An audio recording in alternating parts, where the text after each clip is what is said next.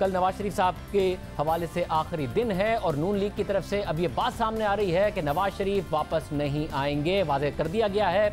और अब नवाज शरीफ जब वापस नहीं आएंगे तो अदालत का उन्हें सामना करना पड़ेगा। अदालत ने वाज़ेह किया था नवाज शरीफ साहब के हवाले से कि वो मफरूर करार दिए जा सकते हैं, उन्हें 3 साल की और सज़ा हो सकती है। कल सरेंडर उन्हें करना है।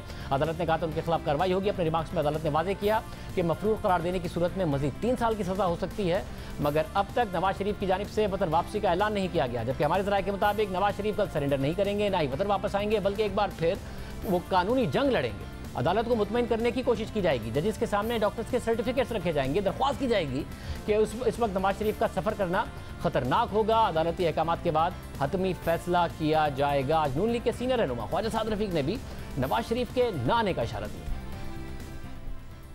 गवर्नमेंट बिल्कुल नहीं चाहती कि नवाज शरीफ साहब वापस आए। ये सब झूठ बोला जा रहा है, चूरन बेचा जा रहा है, इसलिए कि उन्हें पता है कि मियां नवाज शरीफ को पाकिस्तान में वापस लाके संभालना और जेल में डालना उनके लिए कितना बड़ा अज़ाब बन जाएगा। कतई तौर पे ये हुकूमत नहीं चाहती कि नवाज शरीफ साहब वापस आए। मियां नवाज शरीफ साहब को उनकी पार्टी ने यही कहा है, ये इस्तदा की है कि पहले भी आप अपनी जान खतरे में डाल के आ गए, तो यहाँ कौन सा इंसाफ मिल रहा है भैया? बाकियों को तो कोई नोटिस नहीं भेजता।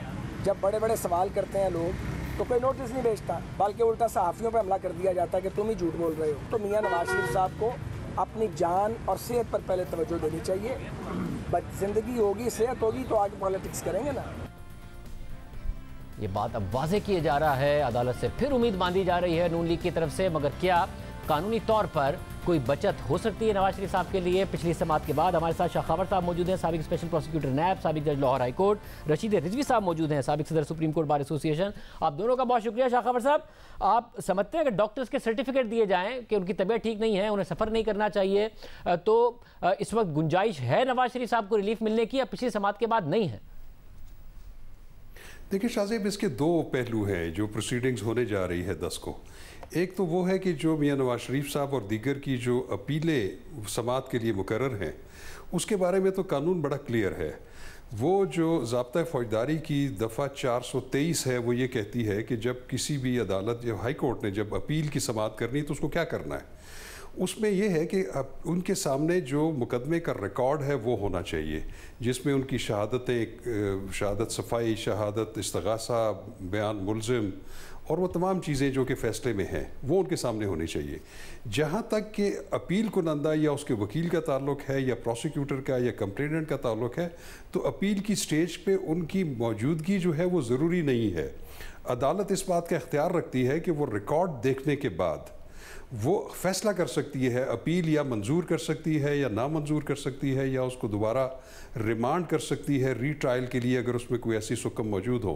तो अपील का फ़ैसला तो होना है। जो आपका पिछला हुक्मनामा था उसमें भी एक बात वाज़ेह थी कि ख़ुद हुक्मनामे में वाज़ेह है कि दोनों फ़रीक़ैन, अपील कुनंदा भी और प्रोसिक्यूशन साइड, दोनों ने इस बात पे इत्तफ़ाक़ किया है कि अगर मियां नवाज शरीफ साहब को अगर एब्सकॉन्डर भी डिक्लेयर कर दिया जाए तो फिर भी अपील का फ़ैसला अपने मेरिट्स के मुताबिक होगा। तो वो तो उसमें तो कोई दूसरी राय नहीं है। जहाँ तक इस हुक्मनामे का दूसरा हिस्सा है कि वो मौजूद क्यों नहीं है, तो उनकी मौजूदगी के बारे में ये एक इस पर बड़ी लंबी बहस हो सकती है। मैं इस पर मुख्तसरन ये कहूँगा कि इस पे कानून पे अगर अमल दरामद होना है तो फिर इस हद तक होना है कि हाई कोर्ट, चूँकि वो अपील की अदालत है, वो ट्रायल कोर्ट नहीं है, किसी को भी इश्तिहारी मुल्ज़िम करार देना जो है दफ़ा 87 के तहत वो ट्रायल कोर्ट कॉम्पिटेंट होती है। लेकिन इस सूरत में जबकि कॉम्पिटेंट कोर्ट जो थी, जो अकाउंटेबिलिटी कोर्ट, वो तो फंक्टस ऑफिशियो हो गई है, उसने फ़ैसला दे दिया है जिसकी अपील हाई कोर्ट में है। लेकिन ऐसी सूरत में भी जबकि इस केस में हाई कोर्ट ने 8 हफ्ते के लिए सज़ा मुअत्तल की थी, फिर पंजाब गवर्नमेंट को ये इख्तियार दे दिया था सेक्शन 401 के तहत कि वो इसका फ़ैसला करेंगे। उन्होंने 27 फरवरी 2020 के बाद इस पर एक्सटेंशन नहीं की उनकी सज़ा की मुअत्तली में। तो उसमें होना ये चाहिए था कि पंजाब हुकूमत इसका रेफरेंस हाई कोर्ट को भेजती, अपील कोर्ट में, और वो उसके ऊपर दोनों फ़रीक़ैन को नोटिस करने के बाद नैब को हिदायत करती कि आप इस पर कानून के मुताबिक कार्रवाई करें। कानून के मुताबिक कार्रवाई ये बनती है कि वो फिर दोबारा एडमिनिस्ट्रेटिव जज of the accountability court Islamabad को रुजू करते कि इस तरीके से वो गैर हाजिर हैं और उनका इश्तिहारी करार देना या मफरूर करार देना ज़रूरी है। तो वो जो ज़ाब्ते की कार्रवाई 87 ज़ाब्ता फ़ौजदारी में है उसको एडहेयर करते हुए ये इख्तियार सिर्फ अकाउंटेबिलिटी कोर्ट का है कि वो किसी को इश्तिहारी मुल्ज़िम करार दे सकती है। रज़ी साहब, आप बताइएगा, आपकी क्या कानूनी राय है इस हवाले से? देखें, उनको एक ख़ास ड्यूरेशन के लिए बेल ग्रांट की गई थी और कंडीशन ये थी कि वापस आएंगे। अब कुछ स्पेशल सर्कमस्टांसेस हुए हैं, 3-4 महीने 5 महीने दुनिया भर में मेडिकल सेंटर्स में, बड़े बड़े हॉस्पिटल्स में इलाज ऑर्डिनरी सिटीजन्स के इलाज नहीं हो सके हैं। सबका फोकस कोरोना था। तो बहुत से ऐसे फैक्ट्स हैं जो सुप्रीम कोर्ट को देखना पड़ेगा कि इनकी रिक्वेस्ट को डिक्लाइन करने में या मज़ीद टाइम देने में। सिर्फ ये कह देना कि जी इतना टाइम हो गया है, वो वापस आ जाएं, मैं ये समझता हूँ कि उनको ये कंसिडर करना पड़ेगा और एकदम से एब्सकॉन्डर डिक्लेयर करना बड़ा मुश्किल होगा। उसके लिए CRPC में क्रिमिनल ज़ाब्ता फौजदारी में बाकायदा प्रोविजंस हैं। 87-88 की कार्रवाई होती है ट्रायल कोर्ट में, नोटिस पब्लिश होता है अखबार में, फिर उनकी प्रॉपर्टीज़ अटैच होती है। तो ये लंबा प्रोसेस है। लेकिन अभी जो मैं समझ रहा हूँ कि high court, Islamabad high court जो प्रोसीड कर रही है वो जो violation of the court order पे, कि उनको जो 6 हफ्ते की मोहलत, 7 हफ्ते की मोहलत थी, उसकी वो वापस नहीं आए हैं और उसके रीजनिंग उन्हें कंसिडर करने पड़ेंगे। उसके बाद ही वो कोई फैसला ले सकते हैं। मगर रज़ी साहब, कानूनी तौर पर क्या उनके पास ये ऑप्शन है कि डॉक्टर्स की रिपोर्ट उनके वकील अदालत के सामने रख दें कि जी वो सफ़र नहीं कर सकते? नवाज शरीफ को खुद ही आकर वो रिपोर्ट अदालत के सामने रखनी है और फिर बताना है कि जी मैं वापस जाने की भी इजाज़त चाहता हूँ क्योंकि मेरा इलाज होना है? क्या उनके पास ऑप्शन है? ये बड़ी अजीब बात हो जाएगी। वो उनकी एब्सेंस में भी एक्सटेंड कर सकते हैं। जब उनकी एब्सेंस में उनकी बेल रिकॉल कर सकते हैं, उनके खिलाफ उनको एब्सकॉन्डर डिक्लेयर कर सकते हैं, तो उनकी एब्सेंस में वो टाइम भी एक्सटेंड कर सकते हैं। दोनों पॉसिबिलिटी है।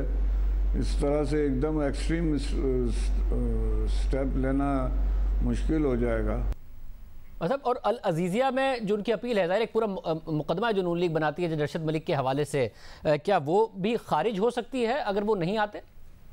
उस पर तो मैं समझता हूँ उन्होंने मीमो ऑफ अपील अमेंडमेंट करने की दरख्वास्त दी है। उसमें पहला इशू तो यही चलेगा कि जज वॉज बायस, और क्या अगर बायस था तो उसके फैसले पर रिलाई किया जा सकता है या नहीं। ये इशू तो मैं समझता हूँ है कि उसकी एब्सेंस में भी सुना जा सकता है कि जज बायस था या नहीं था। शाखावर साहब, आप बताइएगा, एब्सेंशिया में कोई सज़ा हो सकती है नवाज शरीफ साहब को पेश ना होने की सूरत में?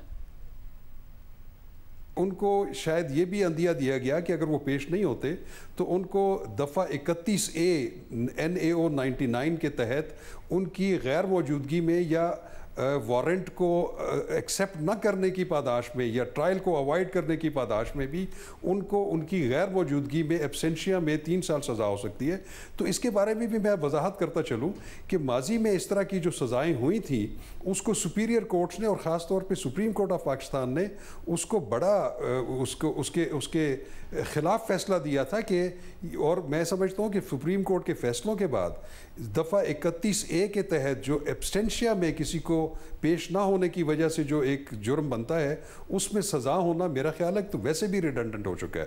तो मैं समझता हूँ कि ऐसी कोई वो मौजूद नहीं है, इम्कान मौजूद नहीं है कि उनको दफ़ा 31A के तहत सज़ा दी जा सके।